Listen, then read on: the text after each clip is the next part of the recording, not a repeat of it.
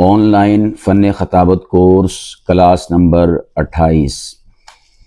میرے پیارو، یہ جو خطابت کا فن ہے، ایک ہوتی ہے خطابت، ایک ہوتا ہے فن۔ فن سے مراد یہ ہے کہ اس صلاحیت پر اور اس ٹیلنٹ پر اور اس ملکے پر فنی لحاظ سے گفتگو کرنا، یعنی اس کو بطور فن ڈسکس کرنا۔ خطابت کو ایک ہے خطابت کر رہے ہیں، ایک ہے خطابت ہو رہی ہے، دوسرا ہوتا ہے کہ یہ جو خطابت میں یہ کام ہوا ہے یہ کیا ہے، یہ جو خطابت میں فلاں انداز اختیار کیا گیا ہے اسے کیا کہتے ہیں، یہ کیا ہے۔ تو جب ان چیزوں کو ڈسکس کیا جاتا ہے تو اسے کہا جاتا ہے خطابت کا فن۔ تو فنی لحاظ سے اس کو ڈسکس کرنا۔ تو اس عنوان اور اس فن پر بہت زیادہ کام ہوا ہے، بہت زیادہ ورک ہوا ہے، عربی میں بھی، انگلش میں بھی، اور اسی طرح اردو زبان میں بھی الحمدللہ اس کے اوپر کافی ورک موجود ہے۔ یہ جو خطابت کا فن ہے، اس پر جو کتب محققین نے، ماہرین نے لکھی ہیں، ان میں سے چند ایک کتب کا تعارف میں آپ کے سامنے آج کی اس نشست میں کروانا چاہوں گا، تاکہ اگر کوئی شخص آپ میں سے نمبر ایک خطابت کے فن کو بطور فن سمجھنا چاہے، سیکھنا چاہے، پڑھنا چاہے تو اس کے سامنے کتابیں آ جائیں کہ یہ کتابیں ہیں۔ نمبر دو، اگر کوئی سکھانا چاہے، یہ بھی ایک مستقل فن ہے کہ بندہ خطابت سکھائے۔ کر لینا خطابت آسان ہے، لیکن خطابت کو بطور فن سکھانا یا سمجھانا یا بتانا یہ ایک مستقل صلاحیت ہے۔ میں اس کو یوں بھی کہنا چاہوں گا کہ لازم نہیں ہے، اور ویسے میں نے دیکھا ہے کہ اکثر ہی ایسا ہے کہ جو خطیب ہے وہ خطابت سکھا بھی سکے، وہ خطابت پڑھا بھی سکے، وہ خطابت سمجھا بھی سکے۔ میں نے دیکھا ہے کہ اکثر خطباء یہ کام نہیں کر سکتے۔ خطابت کر سکتے ہیں، کمال درجے کی، ہائی لیول کی، ٹاپ آف لسٹ خطباء میں ان کا شمار ہوتا ہے، لیکن وہ خطابت کو سکھا سکیں ان میں یہ صلاحیت نہیں ہوتی۔ خطابت کو بتا سکیں کہ خطابت کیا ہے، ان میں یہ صلاحیت نہیں ہوتی۔ خطابت کو سمجھا سکیں کہ اسے خطابت کہا جاتا ہے، ان میں یہ صلاحیت نہیں ہوتی۔ بلکہ جب ان سے پوچھا جائے کہ حضرت خطابت ہی سکھا دیں، یہ خطابت کیا ہے، تو آگے سے کہتے ہیں بس آہی ہے جڑی میں کردہ پیا، یا وہ کہتے ہیں کہ بتا دیتا ہوں کہ خطابت کیا ہے، یعنی جب میں بیان کروں گا تو سمجھو کہ یہی خطابت ہے۔ یہ جواب اس کا نہیں ہے۔ جواب اس کا فنی لحاظ سے آپ نے دینا ہے اور پیش کرنا ہے کہ خطابت اسے کہا جاتا ہے، یہ ہے خطابت، یہ ہے خطابت۔ میں اس کی مثال دیتا ہوں۔ آپ کہیں گے کہ یہ کیسے ہو سکتا ہے کہ ایک بندہ خطیب بھی ہو اور خطابت سمجھا نہ سکے، بتا نہ سکے، سکھا نہ سکے؟ اس کی میں مثال دیتا ہوں۔ ہم اردو بولتے ہیں نا، اب اردو میں جو ہم گفتگو کرتے ہیں، سنتے ہیں یا بولتے ہیں، ہم میں سے اکثریت ایسی ہے کہ جو بنا فنی لحاظ سے قواعد اور رموز کو سمجھے اور جانے گفتگو کر رہے ہوتے ہیں۔ اب میں گفتگو کر رہا ہوں نا، اس میں نے کتنے لفظ بول دیے، اب ان میں سے مصدر کون سا ہے، فعل کون سا ہے، اور فاعل کون سا ہے، مفعول کون سا ہے، یا ان کی تعریفات کیا ہیں۔ تو یہ جو چیز ہے نا فنی لحاظ سے، اس سے اکثر و بیشتر لوگ ناواقف ہیں۔ وہ کام کرتے ہیں، کام کر سکتے ہیں، لیکن اس فن کو پراپر سمجھانا کہ یہ جو گفتگو کی گئی ہے نا، اس میں یہ لفظ فنی لحاظ سے یہ حیثیت رکھتا ہے، اور اس کا یہ سٹیٹس ہے، اس کی فنی لحاظ سے یہ تعریف ہے، یہ جو جس نے اس سبجیکٹ کو پڑھا ہوگا فنی لحاظ سے یا ماہر فن ہوگا وہی اس کو بیان کر سکے گا۔ جس طرح اردو ادب پڑھانے والے یا اردو گرامر پڑھانے والے سکولز میں، کالجز میں، یونیورسٹیز میں یا مدارس میں، مکاتب میں، اکیڈمیز میں جو اردو گرامر پڑھاتے ہیں، وہ تو اس کی تعبیر اور تشریح بتا سکتے ہیں، سمجھا سکتے ہیں، سکھا سکتے ہیں، سمجھا سکتے ہیں، لیکن عامی بندہ فصیح و بلیغ اردو بولے گا، لیکن وہ اس کو بطور فن کے کسی کے سامنے پیش نہیں کر سکتا۔ یہ میں نے آپ کے سامنے مثال بیان کی ہے. اس مثال سے آپ سمجھیں گے اور آپ کے دل دماغ تک یہ بات پہنچے گی کہ خطابت ایک الگ صلاحیت ہے اور فن خطابت ایک الگ صلاحیت ہے. خطابت الگ صلاحیت ہے اور فن خطابت ایک الگ صلاحیت ہے. اور اگر آپ یہ کہیں کہ ان دونوں میں مشکل کون ہے، ان دونوں میں مشکل کون سی چیز ہے، خطابت کے فن خطابت، تو یہ بھی ایک عجب قسم کا سوال ہے اور مشکل قسم کا سوال ہے. تو میں اگر بالکل تجربے کی بنیاد پر اور انصاف کی بنیاد پر عرض کروں تو مشکل ہے ان دونوں میں سے فن خطابت، یعنی خطابت کو بطور فن سمجھانا، بتانا، پڑھانا، سکھانا، یہ سب سے مشکل کام ہے خطابت اور فن خطابت میں سے. خطابت جو ہے آپ دیکھتے ہیں، میں کہتا ہوں کہ خطابت اتنی سوکھی اور آسان ہے. مشکل ہے دیگر کاموں کے مقابلے میں، دیگر چیزوں کے مقابلے میں مشکل ہے، لیکن یہاں پر یہ جو دو چیزیں ہیں نا، خطابت اور فن خطابت، اس حوالے سے عرض کر رہا ہوں کہ یہ اتنی سوکھی اور آسان ہے کہ اگر ایک غیر عالم کسی خطیب کو ٹارگٹ کر کے اور اسے اپنا استاد اور گرو مان کر مستقل طور پر سننا شروع کر دے، 40 دن اگر مستقل سنے گا نا تو وہ سننے والا خطیب بن جائے گا. اتنی آسان ہے خطابت اور فن خطابت میں سے خطابت کہ اگر وہ کسی پڑھے نہ، یاد نہ کرے، یعنی کتابیں مطالعہ نہ کرے، کوئی اور کام نہ کرے یا علم حاصل نہ کرے، اگر وہ کسی خطیب کو مستقل طور پر، ایک خطیب کو وہ متعین کر کے مسلسل اسے سنتا رہے کم از کم 40 ایام تک، اور اس دوران کسی اور کو نہ سنے، تو وہ 40 دن کے بعد خطیب بن جائے گا. اتنی آسان ہے.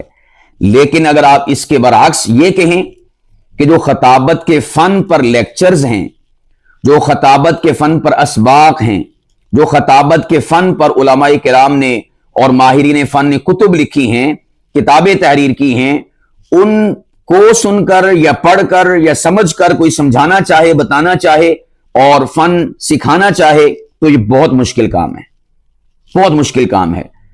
اگر آپ کہیں کہ یہ مشکل کام نہیں ہے، مثال میں دے رہا ہوں، ممکن ہے کسی کے ذہن میں آئے کہ یہ کوئی مشکل کام ہے، کوئی مشکل کام نہیں ہے، تو میں اسے کہتا ہوں کہ آپ خود سوچیں خطابت کرنے والے کتنے زیادہ ہیں پورے کے پورے ملک میں، اور خطابت سکھانے والے کتنے ہیں. ذرا آپ ترازو لے کر دونوں کا موازنہ کر سکتے ہیں. خطابت کرنے والوں کی تعداد سینکڑوں میں نہیں، ہزاروں میں ہے، ہزاروں خطباء ہیں، اور جو خطابت سکھانے والے ہیں، پوائنٹ ٹو بی نوٹڈ، ان کی تعداد ہزاروں میں تو ہے ہی نہیں، حتیٰ کہ سینکڑوں میں بھی نہیں ہے. فقط یہ سمجھو کہ جو سینکڑا ہے نا، سینکڑا 100، اس کے درمیان میں ان کی تعداد ہے. یعنی آپ یوں کہہ سکتے ہیں کہ 20 یا اسی طور پر 10 کہہ لیں، 10 افراد ہیں کہ جو خطابت کا فن سکھاتے ہیں. اور زیادہ کون سے ہیں؟ خطابت کرنے والے. تو میں نے کہا ہزاروں ہیں خطابت کرنے والے اور 10-20 ہیں خطابت سکھانے والے. تو اس سے آپ اندازہ لگا سکتے ہیں کہ خطابت سکھانا یہ مشکل کام ہے. خطابت کے فن پر بطور فن بولنا یہ مشکل کام ہے، مغلق کام ہے، اور یہ بڑا دماغ مانگتا ہے، بڑی صلاحیت مانگتا ہے، بڑی صلاحیت صرف ہوتی ہے. مجھے الحمدللہ اللہ سبحانہ و تعالی کے فضل اور اس کی جود و سخا اور اس کی کرم نوازی سے 2000 تقریباً 15-16 سے مجھے اس فیلڈ میں کام کرتے ہوئے ایک عرصہ ہو چکا ہے، اور اب 2025 جا رہا ہے. آپ یوں کہہ سکتے ہیں کہ آلموسٹ 10 سال مجھے ہو گئے خطابت سکھاتے ہوئے. خطابت کرتے ہوئے مجھے 15 سال ہو گئے ہیں پراپر اور باقاعدہ، یعنی 2010 سے لے کر 2025 تک. لیکن خطابت سکھاتے ہوئے مجھے 10 سال کا عرصہ ہوا ہے، 2015-16 سے لے کر 2025 تک. تو اس دوران کئی سارے جو کورسز ہو رہے ہیں ان کا مشاہدہ ہوا اور معلومات ہوئیں.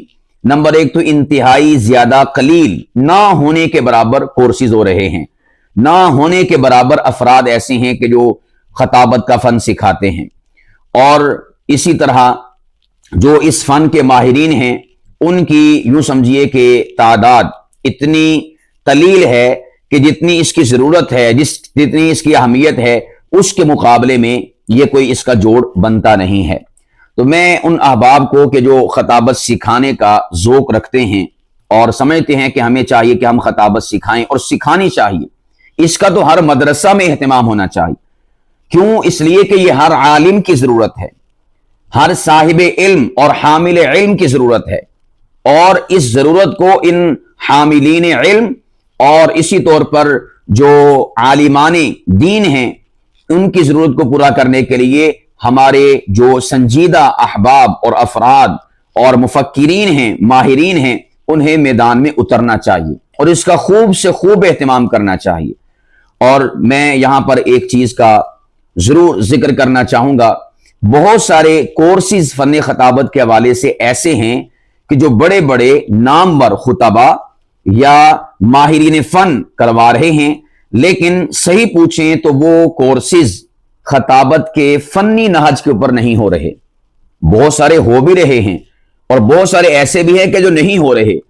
کیا اس میں کمی ہے؟ وہ میں آپ کے سامنے عرض کر دیتا ہوں۔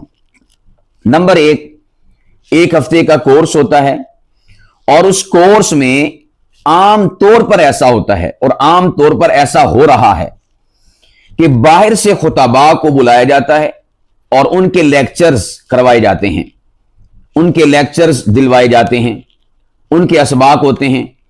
اب آپ دیکھیں کہ جب باہر سے ایک خطیب آتا ہے یا کوئی بھی شخص آتا ہے خطابت پر لیکچر دینے کے لیے، نمبر ایک اسے بتایا ہی نہیں جاتا کہ کن عنوانات پر، کن ٹاپکس پر گفتگو ہو چکی ہے اور کن پر باقی ہے۔ نمبر ایک یہ نہیں بتایا جاتا۔ نمبر دو انہیں یہ نہیں بتایا جاتا کہ آپ نے کس عنوان اور کس ٹاپک پر گفتگو کرنی ہے۔ بس کہہ دیا جاتا کہ حضرت آپ نے ہمارا کورس چل رہا ہے فن خطابت کا، تو آپ نے آ کر وہاں پر لیکچر دینا ہے۔ بھئی انہیں بتائیں تو صحیح کہ کس عنوان پر دینا ہے، کیونکہ سارے کے سارے لیکچرز اور اسباق اور کلاسز آپ کے سامنے سے گزر رہی ہیں کہ کن کن عنوانات پر بات اور گفتگو اور لیکچر اور اسباق ہو چکے ہیں، کن پر ابھی بات ہونا باقی ہے۔ تو آپ اس آنے والے مہمان کو، خطیب کو، ماہر فن کو بتائیں کہ ان عنوانات پر گفتگو ہو چکی ہے، آپ نے اس عنوان پر گفتگو کرنی ہے۔ اس کی ہمارے کورسز میں کمی پائی جا رہی ہے۔ نمبر ایک میں نے کہا کہ جو کورس کروا رہے ہیں وہ باہر سے خطباء کو بلوا کر ان سے لیکچرز دلواتے ہیں۔ اس کا نقصان کیا ہوتا ہے؟ نقصان یہ ہوتا ہے کہ نئے چلو فائدہ تو یہ ہے کہ نئے خطباء کی زیارت ہو جاتی ہے اور بندہ فخر محسوس کرتا ہے فلاں سے میں نے خطابت کا فن سیکھا یا فلاں کا سبق میں نے حاصل کیا، یہ ہو جاتا ہے۔ نقصان کیا ہے؟ نقصان یہ ہے کہ نمبر ایک جتنے بھی خطباء آتے ہیں ان تمام تر خطباء کرام کی باتیں، اسباق اور لیکچرز وہ کامن ہوتے ہیں، یعنی جو پہلے نے کہا وہی دوسرے نے، جو دوسرے نے کہا وہی تیسرے نے، جو تیسرے نے کہا وہی چوتھے نے۔ اور سیکنڈ پہ بہت سارے ایسے ہیں کہ جو آتے ہیں اور اخلاص کا درس اور اخلاص کے اوپر گفتگو کر کے چلے جاتے ہیں۔ بھی خطباء کرام کی گفتگو میں اخلاص ہونا چاہیے، للہیت ہونی چاہیے۔ میں اس حوالے سے اخلاص کے ساتھ ہی آپ سے کہنا چاہوں گا کہ میرے پیارو، یہ جو پروسیس ہے ایک ہفتے کا، اور یہ جو سیکھنے کا پروسیس ہے ایک ہفتے کا ٹائم ہے، اس ٹائم میں آپ نے فن سکھانا ہے، اور فن خطابت آپ نے عنوان رکھا ہے کہ خطابت کا فن، یعنی ہم نے خطابت سکھانی ہے بحیثیت فن کے کہ خطابت ہوتی کیا ہے۔ اب آپ کہیں گے کہ کیا خطابت کے فن میں اخلاص نہیں آتا؟ آتا ہے، مگر اتنا نہیں آتا جتنا اخلاص جو ہے پیش کیا جاتا ہے، جتنا اخلاص پڑھایا جاتا ہے، جتنا اخلاص سمجھایا جاتا ہے۔ پوری کی پوری گفتگو اسی کے گرد چل رہی ہوتی ہے، اخلاص، للہیت، اللہ کی رضا کے لیے۔ بھئی یہ چیزیں آنے والے شرکاء، آنے والے جو طلاب ہوتے ہیں وہ مدارس میں پڑھتے ہیں، سنتے ہیں، سمجھتے ہیں، بتائی جاتی ہیں، وہاں پر نشستیں ہوتی ہیں، تربیتی نشستیں ہوتی ہیں، اور سب کے سب ماشاءاللہ خانقاہوں سے اور اللہ والوں سے، صلحاء سے وابستہ ہوتے ہیں۔ بالفرض آپ نے اس کے اوپر لیکچر دلوانا بھی ہے تو پورے ہفتے میں یا پورے کورس میں ایک لیکچر کافی ہے۔ اب بندہ آ کر اس کے اوپر گفتگو کرے گا، ہم نے تو بھئی اس کا مشاہدہ کیا ہے، آپ ممکن ہے کہ اس کے اوپر تعجب کر رہے ہوں کہ یہ کیسے ہو سکتا ہے، ہم نے اس کا مشاہدہ کیا ہے۔ جو बंदा आता है इखलास के ऊपर लेक्चर, जो माहिर फन आता है वो इखलास के ऊपर लेक्चर, जो खतीब आता है इखलास के ऊपर लेक्चर, जो आलिम आता है, शेखुल हदीस आता है, मोहतमिम साहब आते हैं इखलास के ऊपर लेक्चर। नंबर एक, जो लेक्चर दिलवा रहे हैं यानी मुंतजिमीन, उन्हें चाहिए कि बताएं कि हजरत इखलास पे लेक्चर हो चुका या इखलास पे फलां शख्सियत का लेक्चर मुतय्यन है, आपने किसी और उन्वान पर बात करनी है। तो ये भी हमारी कोताही पाई जाती है। और फिर जो फन है उसके ऊपर बोलने वाले नापेद हैं, नादिर हैं, नायाब हैं, शाद हैं, ना होने के बराबर हैं, वो इसके ऊपर गुफ्तगू ही नहीं करते। या फिर ऐसा होता है कि अक्सर बेशतर ये भी मैंने चीज नोट की है कि जो लेक्चर दे रहे होते हैं वो अपनी हिस्ट्री खोल के बैठ जाते हैं, यानी टाइम दिया उनको 1 घंटे का कि हजरत आपने खताबत के इन तुल्लाब और शायकीन को फन पढ़ाना है, फन सिखाना है, फन पे गुफ्तगू करनी है। और वो क्या करते हैं कि अपने ऊपर गुफ्तगू करना शुरू कर देते कि मैं ऐसे जाता हूं, मैं ऐसे आता हूं, मैं ये करता हूं, मैं वो करता हूं। ये भी गुफ्तगू होनी चाहिए, तजर्बात भी गुफ्तगू का, खताबत के फन के हवाले से जो गुफ्तगू है उसका हिस्सा है, लेकिन इतने तजर्बात नहीं कि पूरा का पूरा लेक्चर आप ही की जात पे हो जाए, आपके सफरों पर हो जाए। इन चीजों को शामिल करें लेकिन हल्का फुल्का, और वो भी ऐसी चीजें कि जिसके जरिए से सामईन को फायदा हो, तुल्लाब को फायदा हो। अगर आप एक वाकया बयान करेंगे, वाकया तो 10 मिनट का भी होता है, 5 मिनट का भी होता है, 15 मिनट का भी होता है। ये सोचे कि उन 15 मिनटों में जो मैंने अपना वाकया बयान किया है उससे फायदा कितना हुआ तुल्लाब और सामईन और शायकीन को। अगर फायदा उस 2 सत्रों का हुआ तो भाई 15 मिनट लगाने की फिर क्या जरूरत है। 15 मिनट गोया कि आपने जाय कर दिए। ये सवाने उम्री, सवाने हयात, आप बीती सुनाने के लिए यहां पर नहीं बुलाया गया।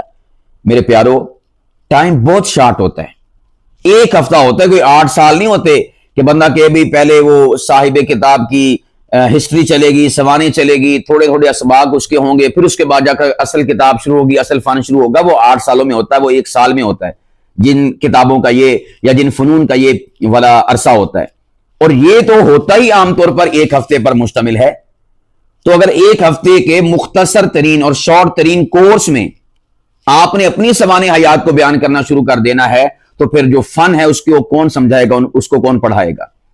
तो इसलिए जो माहिरीन फन या उलामा आते हैं, मैं उनसे अर्ज करूंगा कि आप स्पेशल फन के ऊपर गुफ्तगू किया करें, फन से ना हटा करें। अगर आपको टाइम दिया 1 घंटा और आधा घंटा, तो आप उसमें टोटल का टोटल बोलें तो फन के ऊपर। या मैं यूं भी कहूं तो बेजाना होगा कि आप अगर 1 घंटा आपके पास टाइम है लेक्चर का, 45 मिनट आपके ऊपर लाजिम है कि फन पर बोलें, बहैसियत फन बोलें, यानी फन को समझाएं बहैसियत फन, फन को पढ़ाएं बहैसियत फन। हाँ, 15 मिनट आप खुतबे पे लगा दें, 15 मिनट आप थोड़ी बहुत ही तमहीद पे, माशाल्लाह क्या बात है, मजा आ गया, चस आ गई, बड़ा अच्छा काम कर रहे हैं, या इखलास पे लगा दें या किसी और चीज पर, या अपना कुछ बता दें। 15 मिनट, 45 मिनट आपकी गुफ्तगू किसके ऊपर होनी चाहिए? फन के ऊपर होनी चाहिए, और स्पेशल फन के ऊपर होनी चाहिए। और जो मुंतजिमीन कोर्स हैं उनसे मैं कहूंगा कि अपने फन खताबत कोर्स में आपने किसी ऐसे बंदे को लेक्चर के लिए नहीं बुलाना कि जिसकी ये फील्ड नहीं है, जिसका ये फन नहीं है, जिसका ये सब्जेक्ट नहीं है, जिसका ये मजमून नहीं है। आपने उसको लेक्चर दिलवाने के लिए नहीं बुलाना, वैसे दुआ के लिए बुलाएं, वैसे दिखाने के लिए बुलाएं कि हजरत जरा नजर मारें, देखें माशाल्लाह क्या हो रहा है, बस। लेकिन आपने ये काम नहीं करना कि आपने कहना कि आएं और यहां पर आकर फन पर गुफ्तगू करें। क्यों? इसलिए कि उस बंदे की फील्ड नहीं है, उस बंदे का फन नहीं है। आप खुद सोचें कि क्या आपने कभी एक बंदा जो मोटरसाइकिलों का मैकेनिक ही नहीं है, साइकिलों का मैकेनिक है, मोटरसाइकिल का नहीं है, तो क्या आपने उसके हवाले मोटरसाइकिल किया कि ठीक कर दे? भाई, जिस शख्सियत को आपने बुलाया मुमकिन है कि वो उस्ताद हों, आपके बड़े ऊंचे रुतबे पर होंगे, हाफिज होंगे, कारी होंगे, बेहतरीन हिफ्ज करवाने वाले होंगे। वो हिफ्ज करवाने के हवाले से तो उस्ताद हैं, खताबत के फन के हवाले से उस्ताद नहीं है। अब आप क्यों बुला रहे हैं कि माशाल्लाह जी मेरे कारी साहब आ, मेरे उस्ताद जी आ, मैं अपने उस्तादा ने बुलांदा वा, मैं विखांदा वा कि माशाल्लाह तुहाडा बेटा की करदा पिया हैगा वा। बिल्कुल वही मैं कह रहा हूं कि दिखाएं, लेकिन ये ना कहें कि उस्ताद जी थोड़ी सी आके आप गुफ्तगू फरमा दें, यानी फन के ऊपर। तो मेरे प्यारो, इससे नुकसान होता है। हमने इसका मुशाहिदा किया है, तजर्बा किया है, तो तजर्बाती बातें आपसे शेयर कर रहे हैं कि इन चीजों का नुकसान होता है। سب سے بڑا نقصان کیا ہوتا ہے کہ نمبر ایک، فن ڈلیور نہیں ہو پاتا. ایسے کئی سارے مواقع آ جاتے ہیں، کئی ساری شخصیات آ جاتی ہیں، پھر وہ سمجھو کہ نا ٹائم شارٹ ہوتا ہے اور ٹائم کے اندر وہ چیزیں پوری نہیں ہوتی. نمبر ایک یہ. نمبر سیکنڈ پہ جو سامنے سامعین بیٹھے ہوتے ہیں، طلاب بیٹھے ہوتے ہیں، شائقین بیٹھے ہوتے ہیں، طالبین بیٹھے ہوتے ہیں، تو وہ ان چیزوں کو معیوب اور معتوب سمجھتے ہیں اور فضول سمجھتے ہیں اور آپس میں تبصرے کرتے ہیں. چونکہ میں نے کوئی پیدا ہوتے ہی فن پڑھانا شروع نہیں کر دیا، میں نے 3 بار اس فن کو سیکھا ہے اور ماہرین فن سے سیکھا ہے. تو ظاہر سی بات ہے کہ ایک جو طالب علم ہوتا ہے جو کلاس سے اٹھ کر استاد کی مسند پر آتا ہے، تو اسی کلاس کے سارے ماحول سے واقفیت ہوتی ہے کہ طلباء کیا کیا کرتے ہیں اور کیا کچھ ان کی ایکٹیویٹیز ہوتی ہیں، کیا آپس میں باتیں کرتے ہیں. مثال کے طور پر طلباء تو سمجھ رہے ہوتے ہیں کہ ہم کلاس میں ہل رہے ہیں اور آپس میں باتیں کر رہے ہیں، اور وہ سمجھ رہے ہیں استاد کو یہی لگ رہا ہے کہ ہم پڑھ رہے ہیں. بھئی استاد جو اس مسند پر آ کے بیٹھا ہے نا، وہ بھی پہلے کسی کلاس میں ایسے بیٹھا ہوا تھا اور وہ بھی اسی طرح باتیں کیا کرتا تھا آپس میں، اور ہل ہل کے استاد کو یہی ثبوت پیش کر رہا ہوتا تھا کہ میں پڑھ رہا ہوں، حالانکہ باتیں کر رہا ہے. یعنی ہم چکما دینے کی کوشش کرتے ہیں استاد کو، اور استاد ہنس رہا ہوتا ہے اندرو اندری کہ مجھے چکما دے رہے، مجھے دھوکہ دے رہے، حالانکہ میں بھی اسی طرح اپنے استادوں کو دھوکہ دیتا آیا ہوں. تو بھئی یہ اس راہ سے گزرے ہوئے ہیں. تو میں عرض کر رہا ہوں کہ ہم چونکہ اس راہ سے گزر کر آئے ہیں. ایک ہوتا ہے کوئی حادثاتی طور پر خطابت کا فن سکھانا شروع کر دے. ہم نے پراپر اس فن کو سیکھا ہے اور 3 بار سیکھا ہے. جب پہلی بار سیکھا تو اسی وقت میں نے تہیہ کر لیا تھا کہ مرتے دم تک میں نے اس کلاس، اس نشست میں آ کر خطابت کا فن سیکھا کرنا ہے، ہر سال آیا کرنا ہے. اور فن سکھایا جاتا تھا مسجد حق نواز شہید جھنگ میں، اور سکھانے والوں میں مولانا محمد معاویہ اعظم، قائد اہل سنت علامہ محمد احمد لدھیانوی، مولانا اورنگزیب فاروقی، مولانا شاہ نواز فاروقی اور مولانا عبد الغفور جھنگوی. اسی طور پر ثناء اللہ شجاع آبادی، اسی طور پر مفتی عبد الرحمن مدنی، ممتاز فاروقی حافظہم اللہ. یہ ساری کی ساری شخصیات وہاں پر خطابت کا فن سکھاتی تھیں. مسند اور منبر حق نواز شہید کا ہوا کرتا تھا. تو اس مسند کے قریب بیٹھ کر خطابت کا فن سیکھا ہے. میں نے ارادہ کر لیا تھا کہ مرتے دم تک ہر سال یہاں پر آیا کرنا اور خطابت کا فن سیکھا کرنا. اگلے سال آیا، پھر اس سے اگلے سال آیا. پھر تو ان بڑوں کی ذرا نوازی اور ان کی شفقت کے انہوں نے اس قابل سمجھا کہ پھر ہمیں کہا کہ اب آپ نے خطابت کا فن سکھایا کرنا. پھر میں نے 3 بار وہاں پر سکھایا، یعنی 3 بار سیکھا، 3 بار سکھایا. اس کے بعد چونکہ اب خطابت کا کورس نہیں ہوتا تو اس بنا پر اب دوبارہ وہاں پر جانے کا موقع میسر نہیں ہے. بلکہ جو آخری بار تھی، 3 بار کے بعد جب چوتھی بار جانا تھا تو استاد محترم مولانا معاویہ اعظم صاحب نے مجھ سے رابطہ کیا اور مجھے کہا کہ آپ نے اس بار خطابت کا فن سکھانا ہے. چونکہ میں اس وقت ایک مدرسہ میں ناظم تھا اور شعبہ حفظ کا ناظم تھا، تو 1 ہفتے کی چھٹی کرنا یہ پاسبل نہیں تھا، ممکن نہیں تھا. تو اس لیے میں نے عرض کیا کہ مجھے یہ مجبوری لاحق ہے، میں 1 ہفتے کی چھٹی نہیں کر سکتا، تو اس لیے میں عذر آپ کے سامنے پیش کرتا ہوں. تو پھر میرے نہ وہاں پر پہنچنے کی وجہ سے، نہ جانے کی وجہ سے وہ کورس اس وقت سے لے کر اب تک شاید کوئی 7-8 سال ہو ہی گئے ہوں گے، اب وہاں پر کورس نہیں ہو رہا. یعنی اس بار مکمل کی مکمل ذمہ داری اور تمام تر جو انتظامات ہیں تعلیمی حوالے سے وہ میرے حوالے کرنے تھے، لیکن اس مجبوری کی وجہ سے یہ کام پھر رک گیا. تو خیر میں عرض کر رہا تھا کہ یہ جو ہم آپ کے ساتھ باتیں شیئر کر رہے ہیں نا، کہ آپ اس قسم کے افراد کو بلائیں صحیح لیکن ان سے لیکچر نہ دلوائیں. اس کی وجہ یہ کہ پھر جو طلاب ہوتے ہیں وہ پھر آپس میں باتیں کرتے ہیں اور صرف باتیں نہیں ہوتی.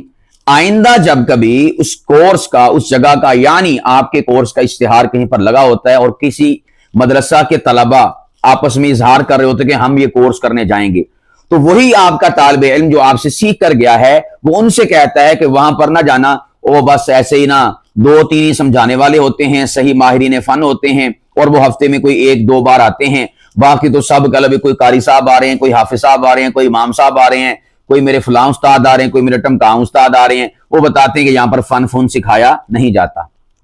تو اس سے کیا ہوتا ہے، آپ کے کورس کا تشخص وہ خراب ہو جاتا ہے، مجروح ہو جاتی ہے آپ کے کورس کی تصویر اور امیج.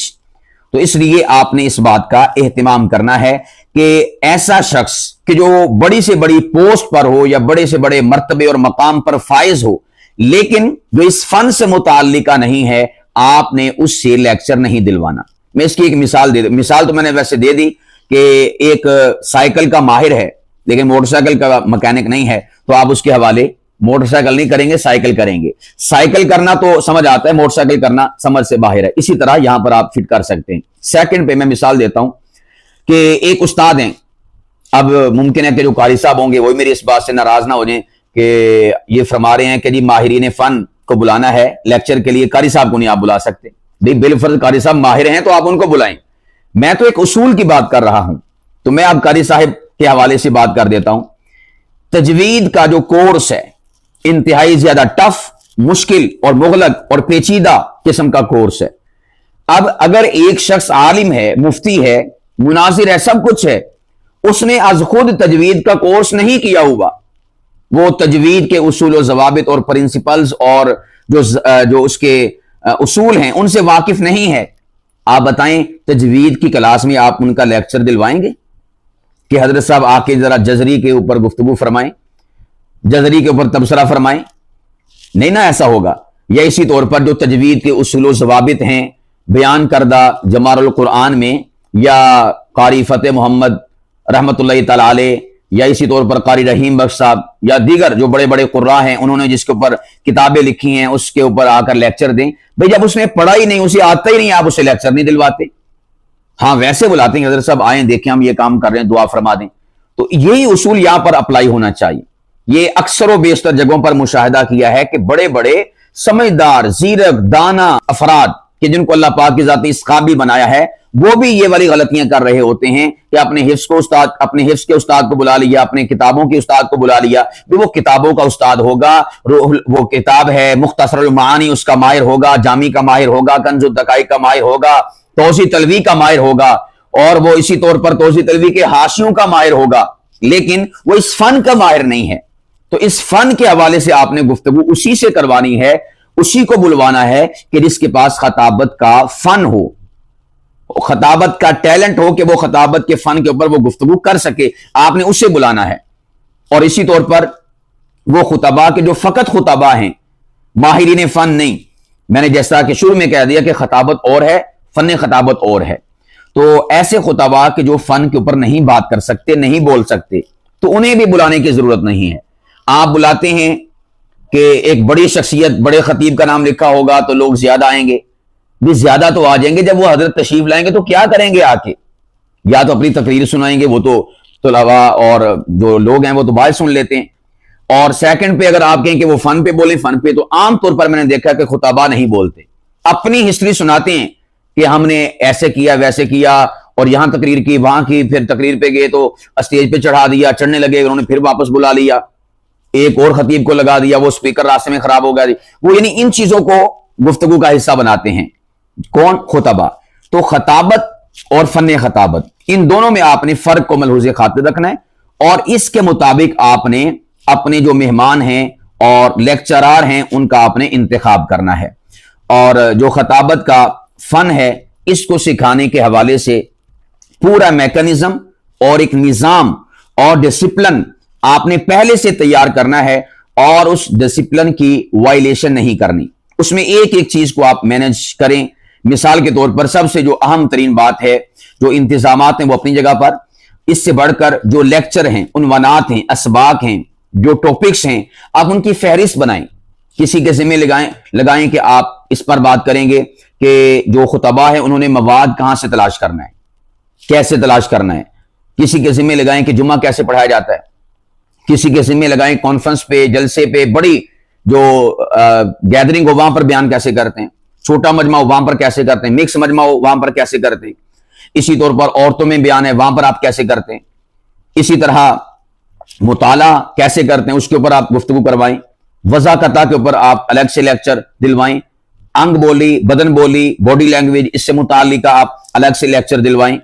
اسی طور پر آپ جو خطابت کی مختلف انواع و اقسام ہیں, تقریر ہے, خطاب ہے, واعظ ہے, اس کے اوپر الگ سے لیکچر دلوائیں. خطابی جملے ہیں, अरबी खुतबा है, इस पर आप लेक्चर दिलवाएं। इब्तदाइया, वस्तानिया, इख्तितामिया, जो खताबत की बॉडी है, जिस्म है, उसके ऊपर आप गुफ्तगू करवाएं। तो इस तरह से आप स्टेप बाय स्टेप जो है मुख्तलिफ किस्म के उन्वानात और टॉपिक्स बनाकर जो माहिरीन फन है उनके ज़िम्मे लगाएं और पूरे हफ्ते की तरतीब बनाएं, ताकि अव्वल दिन से लेकर आखिरी दिन तक किसी किस्म का कोई टॉपिक रह ना जाए और उसकी तिश्नगी तलबा महसूस ना करें, खुतबा, शायकीन, तालिबीन उसकी तिश्नगी महसूस ना करें। इस हवाले से कई सारी किताबें मार्केट्स में अवेलेबल और मौजूद हैं। आप उनसे भी जो उन्वानात हैं उनको अखज़ कर सकते हैं कि किस किस उन्वान पर गुफ्तगू होनी चाहिए। और अगर आप एक ही किताब को देखना चाहें, लेना चाहें, तो अल्हम्दुलिल्लाह अल्लाह सुब्हानहू व तआला के फजल से, उसके करम से, ये जो हमारी किताब है कलीद खताबत, ये 350 सफ़हात पर मुश्तमिल किताब है और ये खताबत के फ़न पर पहली दरसी किताब है। इसमें हर टॉपिक पर, हर उन्वान पर गुफ्तगू की गई है। आप इससे भी इस्तिफादा कर सकते हैं, या कम अज कम इसकी फहरिस्त देखकर इससे आप जो उन्वानात हैं लेक्चर के हवाले से आप उनको अखज़ कर सकते हैं और फिर इन उन्वानात को फहरिस्त से देकर माहिरीन फ़न के ज़िम्मे लगा सकते हैं कि आपने इस पर बात करनी, आपने इस पे बात करनी, आपने इस पे बात करनी।